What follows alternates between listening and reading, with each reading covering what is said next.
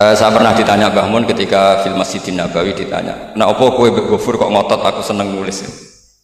Saya bilang, nanti biar cucu-cucu jenengan masih melihat naskah-naskah jenengan. Iya iya kata beliau. Saya masih ingat dawuh Imam Syafi'i, "Al-Laits afqahu min Malik illa annahu daya'ahu ashab."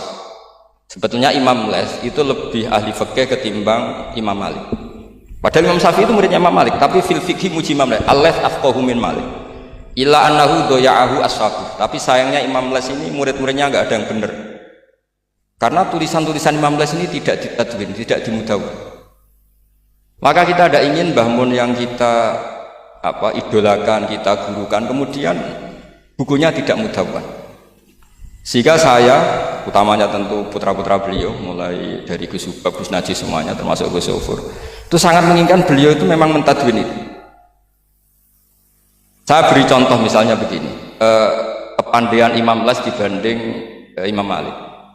Imam Malik ketika ditanya apa saja, ya sok ahli Madinah, juga kailu ahli Madinah, semuanya bilang ahli Madinah.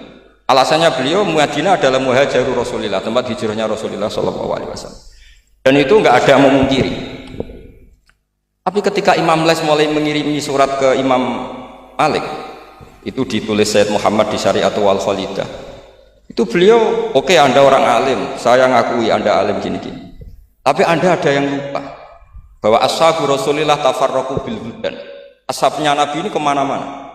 Di Irak, di situ ada Sayyidina Ali, hidup di Najaf, diikuti oleh Abdul bin Mas'ud. Di Mesir ada Abdul bin Amr bin As, ada Amr bin As malah. Di Mekah ada ini. Dan semua mereka ini menciptakan satu kultur, dan kultur itu tidak sejengkal pun beda dengan yang ditanamkan Rasulullah SAW.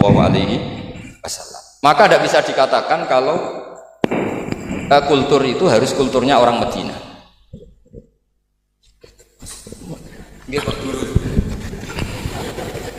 Ini naik pangkat ini, seorang guru melayani muridnya. Ini juga cara beliau untuk mengalahkan saya di dunia wali. Jadi makanya pura-pura tawadhu. Nah, Al-Laits afqahu min Malik. Beliau punya sekian contoh bahwa orang Irak itu tidak kalah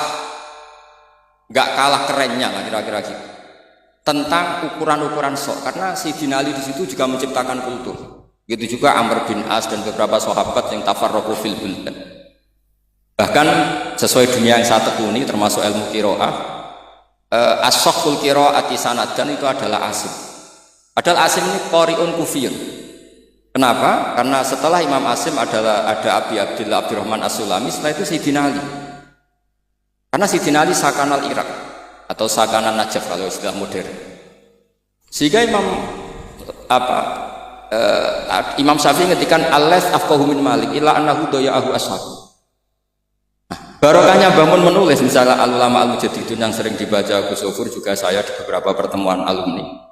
Itu bangun kelihatan sekali dari awal tuh akan bina siapa saja. Beliau cerita misalnya salasun min aslil iman. Beliau di antara hadis yang beliau pilih dari sekian makalah beliau dan itu dijadikan muqaddimah, wal jihad ma'akuli amirin baron kana ufajiran, wassalat khalfakuli muslimin ya baron kana ufajiran. Jadi beliau memilih berteman siapa saja, membina siapa saja itu amdan, bukan sahwan. Karena beliau adalah periwayat dan penulis hadis, tentu ya diriwayatkan Nabi Dawud, memang ditulis di situ. Sudahlah kita ikut berjuang ma'akuli amir. Jihad itu di konteks Indonesia tentu mempertahankan supaya sholat ini sesuatu yang indah. Kita tahu yang bikin masjid di mana-mana itu departemen keuangan bikin masjid, kepolisian bikin masjid, kabupaten bikin masjid, gubernuran bikin masjid. Itu kalau nunggu bisarohnya Pak Amin dari sekte itu nggak jadi masjid, yakin. Untuk rokoknya saja mungkin pas-pasan. Tapi barokahnya kita berjuang ma'akuli amir. Para umarok dibina, beberapa kiai mulai zaman Mbah Hasyim sampai dulu Mbah Hasyim yang bina Pak Karno. Sampai era Mbah Mun, akhir-akhir Pak Harto juga beliau pernah ditimbali di istana, sampai Pak SBY, sampai Pak Jokowi. Sehingga aura keislaman itu ada di mana-mana. Departemen berkebutuhan ngaji. Bahkan Gus Sofur pernah cerita, saya pernah beliau diundang di kantor pusat PDI untuk ngaji. Gak kebayang. Pertama Gus Yassin daftar di KPU yang ditanyakan, Bang, gue tenan mau ngimami sholat sampai Pak Ganjar. Nggih, Mbah Mun seneng sekali. Jangan kira senangnya Mbah Mun karena jabatan, seneng.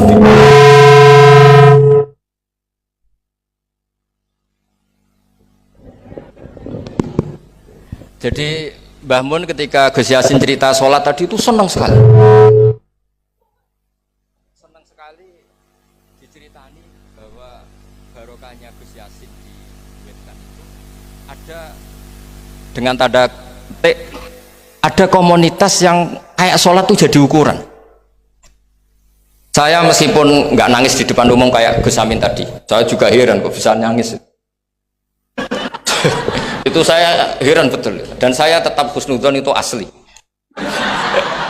Ya agak-agak memaksakan husnudzon saya, tapi ya sudahlah saya husnudzon. Kalau itu asli.